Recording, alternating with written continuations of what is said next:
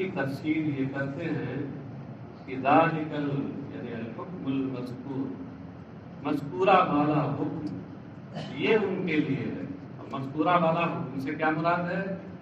یعنی قربانی کے جانور قربانی کا واجب ہونا اور یہ تمتع کرنے والے پر قربانی یا روزے کا واجب ہونا، یہ اس کے لیے ہے کہ جو مسجد حرام کے رہنے والے نہ ہوں. سمجھے؟ مسجد حرام کے رہنے والے نہ ہوں، اس کا کیا مطلب ہے؟ کہہ رہے ہیں بِأَلَّمْ يَكُونُوا عَلَى مَرْحَلَتَيْنِ مِنَ الْحَرَمِ، یعنی وہ حرم سے دو مرحلے کے فاصلے پر نہ ہوں. امام شافعی علیہ رحمۃ کے نزدیک یہاں دو چیزیں ہیں، ایک تو ذالکہ کا مشار الیہ ہے اور دوسرے یہاں المسجد الحرام سے کیا مراد ہے. اس وجہ سے کیونکہ یہاں پر مجتہدین کے اجتہاد میں اختلاف ہوا تو ظاہر سی بات ہے کہ اس سے احکام میں اختلاف ہو جائے. امام شافعی رحمہ اللہ کے نزدیک یہ ہے کہ اگر مکی دو اصطلاح ہیں، اصطلاح یاد رکھیے، ایک ہے حضری اور مکی اور دوسرا ہے آفاقی. حضری اور مکی وہ ہے کہ جن کو یہاں کہا گیا ہے بالکل حاضر مسجد الحرام، اور آفاقی وہ کہلائیں گے جو یہ نہ ہو. ایک تو اختلاف اسی میں ہے. امام شافعی رحمہ اللہ کے نزدیک ہر وہ شخص جو حرم سے مسجد حرام سے سفر جو مسافت سفر ہے اس مسافت سفر سے تک رہنے والا نہ ہو تو وہ ان کے نزدیک حضری ہے اور مکی ہے. اور جو مسافت سفر کی دوری یا اس سے زیادہ دوری کا رہنے والا ہو تو اس صورت میں ان کے نزدیک وہ آفاقی ہے. بات سمجھے؟ ان کے یہاں مسافت سفر کیا ہے؟ 2 دن کی رفتہ، 2 دن کا راستہ، اور ہمارے یہاں کیا ہے؟ 3 دن 3 رات کا راستہ. ہمارے یہاں مسافت سفر زیادہ ہے ان کے یہاں. خیر، تو حاصل کیا ہوا کہ ان کے نزدیک جو حضری ہوگا اور مکی ہوگا تو اس کے لیے وہ اگر تمتع کرتا ہے، اور آگے بتا رہے ہیں کہ تمتع ہی کے حکم میں قران بھی ہے، تو اس صورت میں اس کے اوپر قربانی کرنا یا پھر روزے رہنا یہ واجب نہیں ہے ان کے نزدیک، امام شافعی کے نزدیک. بات سمجھے؟ اور جو اس سے دور کا ہو، مثلا اتنی دور سے آیا ہو کہ مکہ شریف سے اس کی دوری مسافت سفر کی ہو کہ شران مسافر ہو جاتا ہو، تو اب ان کے نزدیک اس پر یہ حدی اور روزہ، حدی یا روزہ واجب ہے اگر وہ تمتع یا قران کرے. سمجھ میں آیا؟ ایک تو یہ ہے. دوسرے یعنی حاصل یہ ہوا کہ ان کے یہاں تمتع اور قران سب کے لیے، چاہے وہ مکے کا رہنے والا ہو یا آفاقی ہو، سب کے لیے. اور ہمارے یہاں حنفیہ کے یہاں تمتع اور قران اہل مکہ کے لیے ہے ہی نہیں، نہ اہل مکہ کے لیے ہے اور نہ وہ لوگ جو حضر میں حضری ہیں ان کے لیے. یہ تو صرف ان کے لیے جو آفاقی ہے. اور آفاقی اور حضری کی ہمارے یہاں حد کیا ہے؟ ہمارے یہاں مسجد حرام سے مراد حرم ہے، یعنی جو حرم کا رہنے والا ہے وہ حضری ہے اور مکی کے حکم میں ہے، اور جو حرم سے باہر کا رہنے والا ہے وہ آفاقی ہے.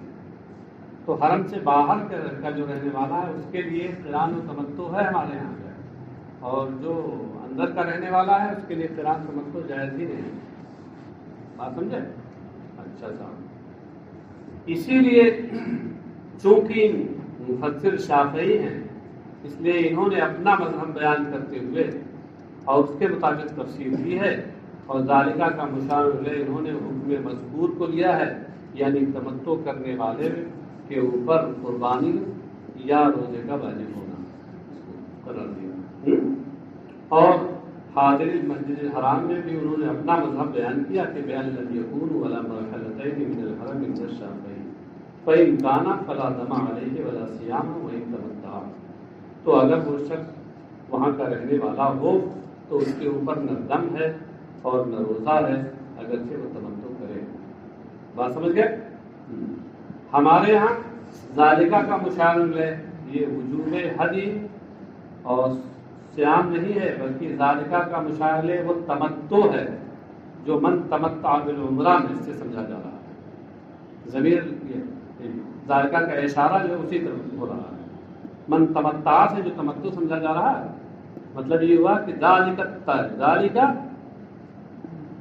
تمتع لمن لم یکن اہلہ بالمسجد، یہ تمتع اور اسی کے حکم قران بھی ہے، یہ اس کے لیے ہے جو حرم مسجد حرام کا رہنے والا ہے، آفاقی ہو اس کے لیے، سمجھ گئے؟ اور حاضرین مسجد حرام میں مسجد حرام سے حنفیہ مراد لیتے ہیں مسجد حرام یا جو اس کے حکم میں ہو، یعنی حرم مراد ہے تو حرم کا رہنے والا۔ وفی ذکر الاہل اشعار باشتراک الاستیطان، کہتے ہیں اور اہل کو، یہاں اہل کا لفظ ذکر کیا ہے نا، تو اہل کا لفظ ذکر کرنے میں اس بات کو بتانا ہے کہ اس کو وطن بنانا شرط ہے، یعنی وہاں ٹھہرنا اور نیت اقامت کرنا کہ وہ اس کا وطن اقامت ہو جائے، یہ شرط ہے۔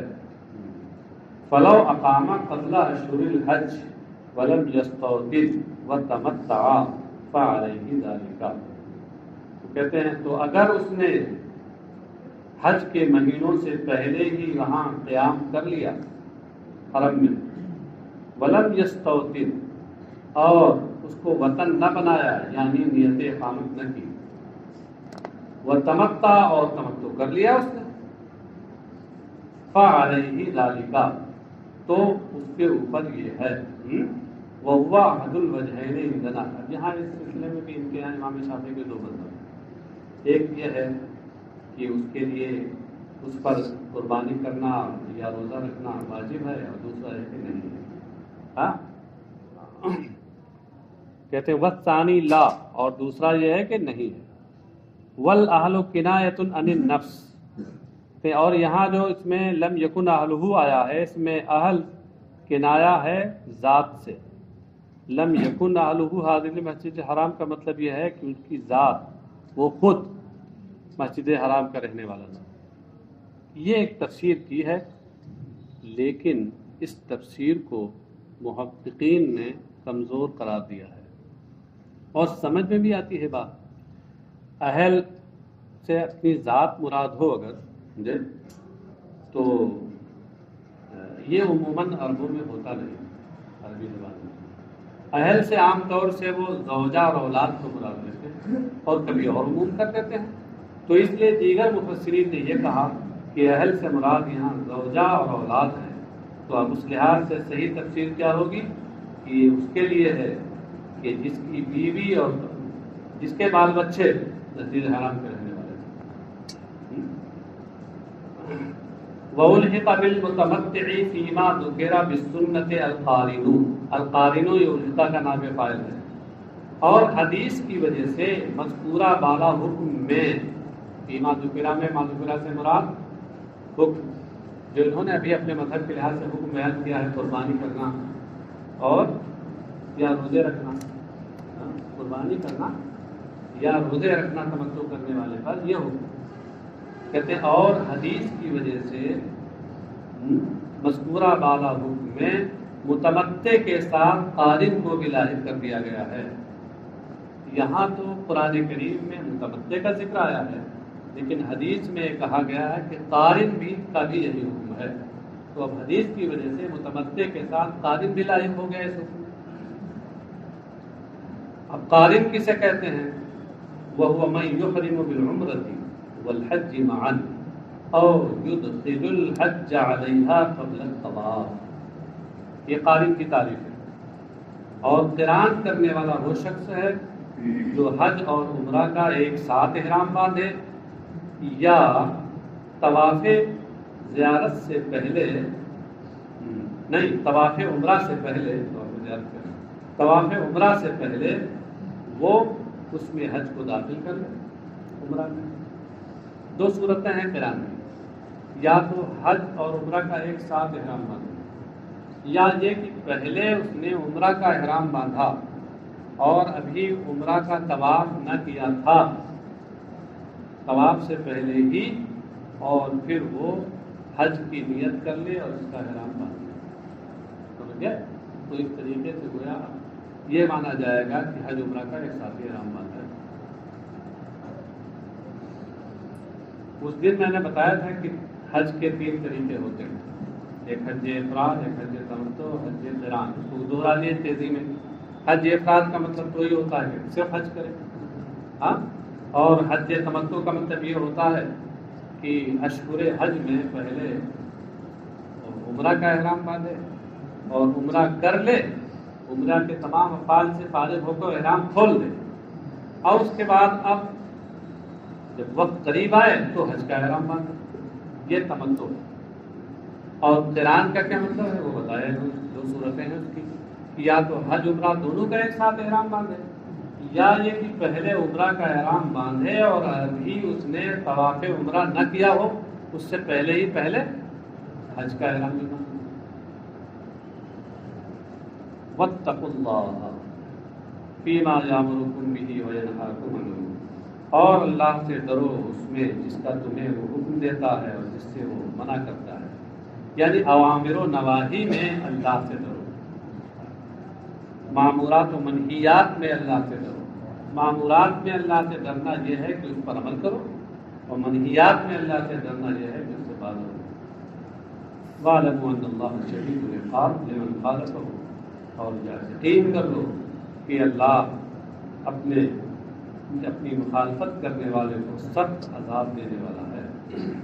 الحج اشہر معلومات. حج معلوم مہینے ہیں. حج مہینے ہیں. حج مہینوں کا نام ہے کیا؟ اشہر کا عطف تو اشہر کا حمل کر دیا حج پر، اور یہ حمل بظاہر صحیح نہیں معلوم ہو رہا ہے. اس لیے مفسر نے جواب دیا کہ الحج سے مراد ہے وقت الحج اشہر معلومات، وہ ذات محذوف ہے. مطلب یہ ہے کہ حج کا وقت یہ کچھ خاص مہینے ہیں. کون؟ شوال وذوالقعدہ وعشر لیال من ذی الحجہ. ایک شوال، دوسرا مہینہ ذوالقعدہ، اور تیسرے ذوالحجہ کی 10 راتیں. وقیل کلہ، اور ایک قول یہ ہے کہ پورا ذوالحجہ، پورا ذوالحجہ. اس کے نیچے لکھا ہوا ہے اے کل الشہر قائلہ مالک فیجوز عنہ تاخیر طواف الرکن الی آخر الشہر. کہ یہ جو قیلہ سے دوسرا قول ذکر کیا ہے، اس کے قائل امام مالک ہیں. ان کے نزدیک پورا ذوالحجہ کا مہینہ یہ حج کا مہینہ ہے، لہذا طواف زیارت جو حج کا رکن ہے، فرض ہے، تو اس کو ذوالحجہ کے مہینے کے آخر تک بھی مؤخر کر سکتے ہیں. ان کے یہاں، ہمارے یہاں مؤخر کریں گے تو دم دینا پڑے گا. 12 سے اگر بعد میں کرتے ہیں تو دم دینا پڑے گا. ہو تو جائے گا اور ادا ہوگا جی، لیکن دم دینا پڑے گا. اور ان کے یہاں بغیر دم کے ذوالحجہ کے مہینے کے آخر تک مؤخر کر سکتے ہیں. جی، شوال اور ذوالقعدہ کے حج کا مہینہ ہونے سے مراد یہ ہے کہ اس میں حج کا احرام باندھ سکتے ہیں. ٹھیک ہے. فمن فرض فيهن الحج فلا رفث ولا فسوق ولا جدال في الحج. ومن فرض فيهن الحج، تو جو ان مہینوں میں اپنے اوپر حج فرض کر لے. حج کیسے فرض کرے گا؟ بالاحرام بھی، اس کا احرام باندھ لیں گے، وہ اپنے اوپر آپ نے حج فرض کر لیا. اب اس کے جو احکام ہیں ان کی پابندی ضروری ہوگی. فلا رفث، تو نہ کوئی فحش بات ہے، یعنی جماع کی. اس سے رفث سے مراد وہ گفتگو ہوتی ہے جو بوقت جماع زوجین کرتے ہیں. بطور کنایا اس سے مراد جماع ہے. تو یہ کر لے تو فلا رفث فیہ، یعنی اس میں نہ مستری ہے، ولا فسوق، اور نہیں گناہ کے کام، ولا جدال، اور نہ ہی لڑائی جھگڑا. پھر حج. میں سوچتا تھا کہ یہ قرآن کریم میں اللہ تعالیٰ نے جدال کا ذکر نہ کیوں کیا. اس کا اندازہ وہاں جانے پہ ہوتا ہے. بہت سے لوگ یہاں سے جاتے ہیں قافلے کی صورت میں، اور بڑے اچھے تعلقات ہوتے ہیں، اور وہاں جھگڑا ضرور ہوتا ہے. اس لیے خاص طور سے فرمایا گیا ولا جدال. صورت حال ایسی کوئی نہ پیدا ہو جاتی ہے، کوئی نہ کوئی ہو جاتا ہے عموماً. اسی لیے خاص طور سے منع کیا گیا ہے کہ یہ موقع اس کا نہیں. صبر کرو، اپنے نفس کو دباؤ. اب جو صبر کر لے جاتا ہے ظاہر سی بات ہے اس کے مقام بلند ہوتے ہیں. اچھا صاحب، فلا رفث ولا فسوق ولا جدال فی الحج. تو اس میں پہلا جو لا ہے یہ لا نفی جنس ہے، اس کے بعد کے بھی جو لا ہیں وہ سب لا نفی جنس ہے. ہاں، اور یہاں ایک دوسری قرات میں کہتے ہیں فی قرات بفتح الاولین والمراد به والمراد بالثلاثه النفی. ہاں، تو کہتے ہیں ایک قرات میں پہلے دونوں کے فتح کے ساتھ، یعنی فلا رفث ولا فسوق. اس کا مطلب تیسرے کو فتح نہیں، ولا جدال، فلا رفث ولا فسوق ولا جدال. ہاں، تو اس صورت میں یہ دوسرا والا، یہ آخری والا جو لا ہے وہ لا تو لا نفی جنس سے نہیں مانتے ہیں. اب اس لا کو یا تو وہ لا زائدہ مانتے ہیں، اور جدال کا عطف وہ لا نفی جنس کے اسم کے محل پر کرتے ہیں. لا نفی جنس کا جو اسم ہے وہ محل کے اعتبار سے تو وہ مبتدا ہے، تو محل پر جب عطف کریں گے تو یہ معرفہ ہو جائے گا، وہ معرفہ مرفوع ہو جائے گا. اور لفظ پر عطف کریں گے تو ویسے رہے گا، منصوب نہیں رہے گا، مبنی پر فتح رہے گا. مبنی پر فتح، یہ مبنی ہے نا. منصوب تو اس کو کہتے ہیں جو معرب ہو اور نصبی اعراب اس پر آئے. جو مبنی پر فتح ہوتا ہے اس کو منصوب نہیں کہتے. والمراد فی الثلاثہ النہی، کہتے ہیں ان تینوں میں یہاں نہیں مراد ہے. اگرچہ نفی ہے لیکن نفی نہیں کے معنی میں ہے. کیا مطلب ہے؟ فلا ترفثوا ولا تفسقوا ولا تجادلوا، نہیں مراد ہے. تو کہا فرماتے ہیں النفی آکد من النہی، کہ نفی یہ نہیں سے زیادہ مؤکد اور زوردار ہوتی ہے. ایک بات کی تشریح میں کر چکا ہوں، یاد ہوگا آپ لوگوں کو. نفی نہیں سے زیادہ مؤکد ہوتی ہے کیونکہ نہیں میں یہ ہوتا ہے کہ کسی کام سے باز رہنے کی طلب ہوتی ہے، یہ کام مت کرو. اور نفی میں یہ ہوتا ہے کہ نہیں کیا یعنی عمل ہو گیا گویا اس پر. تو اس لیے نفی میں زیادہ تاکید اور زیادہ زور ہوتا ہے بنسبت نہیں. یہ اس کا جواب ہے کہ آپ سوچتے ہوں گے کہ جب یہ نہیں مراد ہے تو نہیں کیوں نہیں لائے، نفی کیوں لائے؟ اس لیے کہ اس میں نفی لانے میں زیادہ تاکید. وما تفعلوا من خیر یعلمہ اللہ، اور جو بھلائی بھی تم کرو گے، جو نیکی بھی تم کرو گے، صدقہ، اللہ اسے جانتا ہے. فیجازیکم بہ، تو تمہیں اس کی جزا دے گا. ما تفعلوا من خیر میں من بیانیہ ہے، اور خیر یہ ماں کا بیان ہے. ماں یہاں موصولہ ہے، موصولات نہیں ہو، کیا کہتے ہیں، شرطیہ. ماں شرطیہ ہے نا، تبھی تو جزا اس کی آگے جزا اور یہ لم تفعلوا یہ دونوں مجزوم ہیں، شرط و جزا دونوں مجزوم ہیں۔ اور جس طرح مائے موصولہ میں ابہام ہوتا ہے ایسے ہی ما جو بھی ہو موصوفہ ہو یا شرطیہ اس کو ابہام ہوتا ہے، بیان کی ضرورت ہوتی ہے۔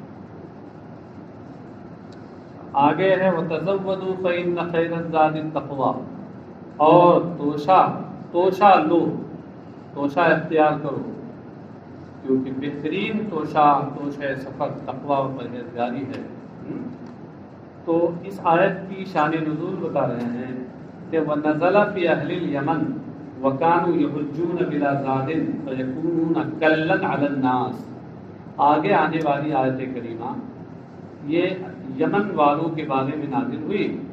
ان کا طریقہ یہ تھا کہ یہ بغیر زاد سفر کے حج کو جایا کرتے تھے، تو یہ دوسرے لوگوں پر بوجھ بن جایا کرتے تھے، کل بوجھ۔ اب جو لوگ زاد سفر لے کر سامان سفر لے کر کے جا رہے ہیں انہیں کے ساتھ بھی شامل ہو جاتے تھے۔ اب کھانے کا ٹائم تو ان کے بعد کچھ ہے ہی نہیں، تو بیچارے وہ جو قافلے والے ہوتے تھے حاجی صاحب آئیے تشریف لائیے، ایک دن تشریف ان کی بلا سکتے ہیں، دوسرے دن بلا سکتے ہیں، لیکن پھر بعد میں تو بوجھ تو ہو جائیں گے، اس لیے کہ ہر آدمی اپنے حساب سے سامان سفر میں لے کے جاتا ہے، بہت زیادہ نہیں لے کے جاتا، اتنا لے کے جاتا ہے کہ فراوانی کے ساتھ اس کا کام ہو جائے، اتنا لے کے جاتا ہے۔ اب روزانہ کوئی صاحب مہمان بننے لگے، تشریف لائیے، تو پھر یہ قانون کلن تو ہو ہی جائیں گے، بوجھ ہو جائیں گے، تو یہ بوجھ بن جاتے تھے لوگوں پر۔ وَتَزَوَّدُوا، آیت نازل ہوئی وَتَزَوَّدُوا، اور تم توشہ اختیار کرو سامان سفر، ما یبلغکم بسفرکم، ما یبلغکم یا یبلغکم، اب لگا یبلغو یا بلغ یبلغو سے پڑھیں، تم اس چیز کا کو توشہ بناؤ اپنے سفر میں کہ جو تمہیں منزل تک پہنچا دے۔ فَإِنَّ خَيْرَ الزَّادِ التَّقْوَىٰ، اس لیے کہ بہترین توشہ سفر، سامان سفر یہ تقویٰ ہے۔ تقویٰ یعنی ما یتقی به سؤال الناس، ما یتقی به سؤال الناس وغیرہ، جس کے ذریعے لوگوں سے مانگنے سے بچا جائے اور اسی جیسی اور چیزیں، یہ تقویٰ مراد یہاں پرہیزگاری سے کیا ہے کہ لوگوں سے مانگنے سے بچنا، یہ بہترین توشہ ہے۔ وَاتَّقُونِ يَا أُولِي الْأَلْبَابِ، ذوی العقول، اور اے عقل والو مجھ سے ڈرو۔ اولی یہ ذو کی جمع بغیر لفظی ہے، تو یہ ذوی کے معنی میں ہوئی۔ الباب لب بمعنی عقل کی جمع ہے، تو الباب کے معنی عقول ہوئے، تو اولی الالباب کا ترجمہ ہوا ذوی العقول، بالکل لفظی ترجمہ کیا، اے عقل والو مجھ سے ڈرو۔ لیس علیکم جناح ان تبتغوا فضلا من ربکم، اور تمہارے اوپر اس چیز میں کچھ بھی گناہ نہیں کہ تم اپنے رب کا فضل تلاش کرو۔ یہ کیا ہے کہ اس زمانے میں ہوتا یہ تھا کہ لوگ سفر کو جاتے تھے تو بعض لوگ تجارت کا سامان بھی لے کے جاتے تھے اور بعض اس کو ناپسند کرتے تھے، عمومی طور پہ ناپسند کرتے تھے۔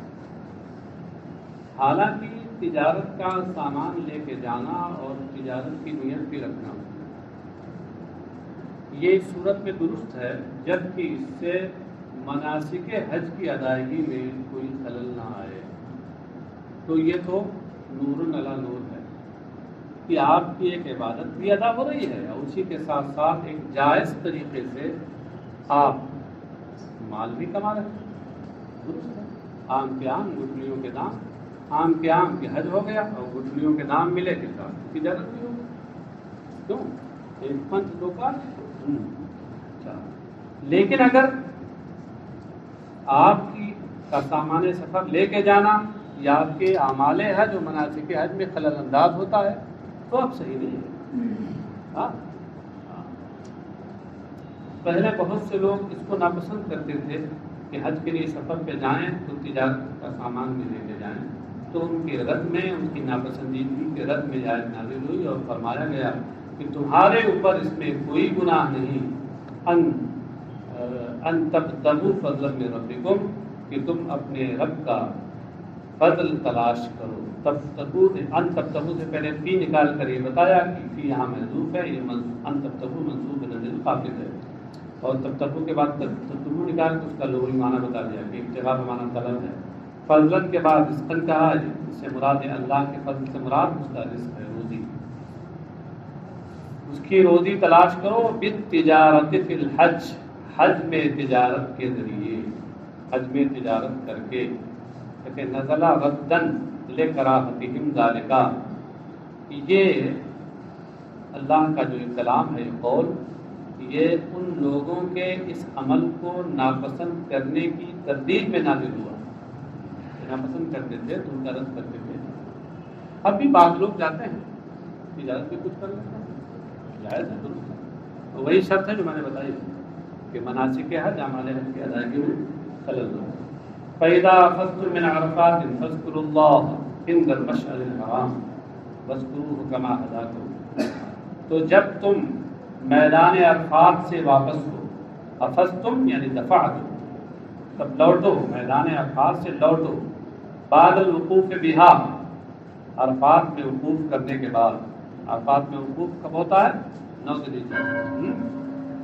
فاذکروا اللہ، تو اللہ کا ذکر کرو عند المشعر الحرام، مشعر حرام کے پاس. یہ مشعر حرام کہاں ہے؟ مزدلفہ کے آخری حصے میں منی کی طرف. یہ مشعر حرام پہاڑ ہے. نبی اکرم صلی اللہ تعالی علیہ وسلم جب حج کے موقع پر عرفات سے واپس ہوئے اور مزدلفہ میں انہوں نے رات گزاری، تو آپ نے وہیں کوہ مشعر حرام کے پاس قیام فرمایا تھا اور اللہ کے ذکر و تسبیح میں مشغول رہے. فاذکروا اللہ بعد المبیت بمزدلفہ بالتلبیۃ والتہلیل والدعاء. مزدلفہ میں رات گزارنے کے بعد، مبیت مانے رات گزارنا.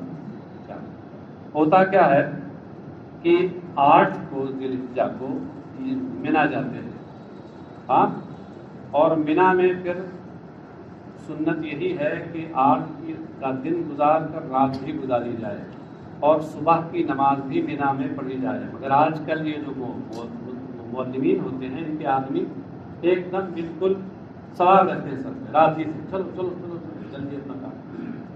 سنت یہ ہے کہ منی میں فجر کی نماز بھی پڑھی جائے، یہاں تک کہ جب اجالا ہو جائے، طلوع آفتاب ہو، تو اب پھر منی سے عرفات کے لیے 9 کو نکلا جائے. سمجھ گئے؟ اور عرفات میں 9 کا پورا دن گزارنے کے بعد غروب آفتاب کے بعد پھر آپ کو چلنا ہے اور آ کے مزدلفہ میں ٹھہرنا ہے رات. اب یہ 9 کا دن گزر چکا ہے، 10 کی رات ہے، یہ مزدلفہ میں گزرے گی پوری. اور پھر اس کے بعد صبح آپ کو پھر اٹھ کر کے اب منی آنا ہے. سمجھے؟ چلیے فاذکروا اللہ بعد المبیت بمزدلفہ، تو اللہ کا ذکر کرو مزدلفہ میں رات گزارنے کے بعد. اللہ کا ذکر کرو کیا مطلب ہے؟ بالتلبیہ والتہلیل والدعاء، یعنی تلبیہ کے ذریعے تحلیل کے ذریعے اور دعا کے ذریعے. ہاں، عند المشعر الحرام، مشعر حرام کے نزدیک. مشعر حرام و جبل فی آخر مزدلفہ، یہ مزدلفہ کے آخر میں ایک پہاڑ کا نام ہے. یقال له قزح، اس پہاڑ کو قزح بھی کہتے ہیں. قزح جیسے ظفر، عمر، اس میں عدل اور عالمیت کی وجہ سے غیر منصرف قزح، اس کو قزح کہا جاتا ہے. حدیث میں ہے کہ نبی صلی اللہ علیہ وسلم وقف به یذکر اللہ ویدعو حتی اسفر جلدہ، رواہ مسلم. حدیث شریف میں ہے کہ نبی اکرم صلی اللہ علیہ وسلم نے اس پر وقوف فرمایا تھا مشعر حرام پہ، اللہ کا ذکر کرتے ہوئے، دعا کرتے ہوئے، یہاں تک کہ خوب اجالا پھیل گیا. یعنی اب 10 تاریخ ہو گئی، صبح کا اجالا پھیل گیا. رواہ مسلم، امام مسلم جیسے روایت کی. وَاذْكُرُوهُ كَمَا هَدَاكُمْ، اور اللہ کا ذکر کرو. اللہ کا ذکر کرو اس لیے کہ اس نے تمہیں ہدایت دی. اس لیے کمام کاف تعلیم کے لیے، آگے بتا رہے ہیں تعلیم کے لیے. یعنی لیما کے معنی میں ہے لے معالم دینی و مناسک حجی، اس کا ذکر کرو، اللہ کا ذکر کرو، اس لیے کہ اس نے تمہیں اپنے دین کی نشانیوں اور اپنے حج کے اعمال، مناسک و اعمال، مناسک و ارکان کی ادائیگی کی اس نے تمہیں ہدایت دی۔ بعض مفسرین نے کہا ہے کہ کاف اپنے معنی تشبیہ پر ہے، جیسے صاحب مدارک انہوں نے یہ کہا ہے کہ کاف اپنے معنی تشبیہ پہ ہے، اور وذکروا کما ہداکم بھی صحیح ہے ظاہر کے اعتبار سے، یعنی وذکروہ ذکرا کما ہداکم ہدایتا۔ وَإِن كُنتُم مِّن قَبْلِهِ لَمِنَ الضَّالِّينَ، یہ ان مخففان المثقلہ ہے، تمہیں اتنا تھا حروف مشبہ بالفعل میں سے، اور یقیناً تم اس سے پہلے یعنی اس ہدایت سے پہلے تم گمراہوں میں سے تھے۔ ثم افیضوا من حیث افاض الناس، پھر تم وہاں سے واپس ہو جہاں سے لوگ واپس ہوتے ہیں۔ یہ ثم یہاں ترتیب ذکری کے لیے ہے، ترتیب حقیقی کے لیے نہیں ہے، اس لیے کہ اس سے پہلے تو عرفات سے مزدلفہ آ ہی چکے ہیں، ہاں، اب اس کے بعد ثم اگر ترتیب حقیقی کے لیے ہو تو افیضوا من حیث افاض الناس تو بلا وجہ ہو جائے گا، پھر وہاں سے واپس ہو جہاں سے لوگ واپس ہوتے ہیں۔ کہاں سے لوگ واپس ہوتے ہیں؟ عرفات سے واپس ہوتے ہیں، تو عرفات سے تو پہلے ہی واپس ہو چکے ہیں۔ یہاں ترتیب ذکری کے لیے ہے، یعنی ذکر میں اس کو اس کے بعد لایا گیا ہے، واقعے کے مطابق یہ بعد میں نہیں ہے، واقعے کے مطابق تو یہ پہلے ہو چکا، اور یہ ایک نقطے کے پیش نظر ہے، کیونکہ قریش کیا کرتے تھے جانتے ہیں؟ قریش نو کا وقوف عرفات میں نہیں کرتے تھے، مزدلفہ میں کرتے تھے۔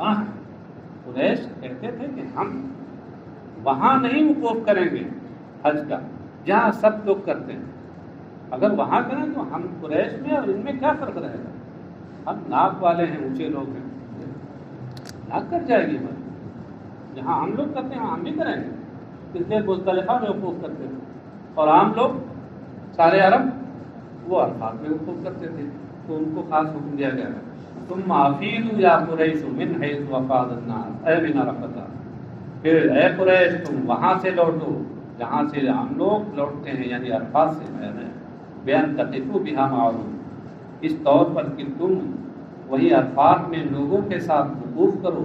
کہتے ہیں وکانوا یقفون بالمزدلفہ ترفعا عن الوقوف معهم، اور یہ قریش مزدلفہ میں وقوف کیا کرتے تھے اپنے آپ کو عام لوگوں کے ساتھ وقوف سے بالا تر سمجھتے ہوئے، کہتے ہیں اس سے بہت بلند ہے۔ ثم للترتیب فی الذکر، ثم افیضوا میں جو ثم ہے ترتیب ذکری کے لیے ہے، ترتیب حقیقی کے لیے نہیں، حکمی کے لیے نہیں۔ واستغفر اللہ من ذنوبکم ان اللہ غفور للمؤمنین رحیم، اور اللہ سے اپنے گناہوں کی بخشش طلب کرو، یقیناً اللہ مومنوں کو بخشنے والا اور ان کے ساتھ مہربانی کرنا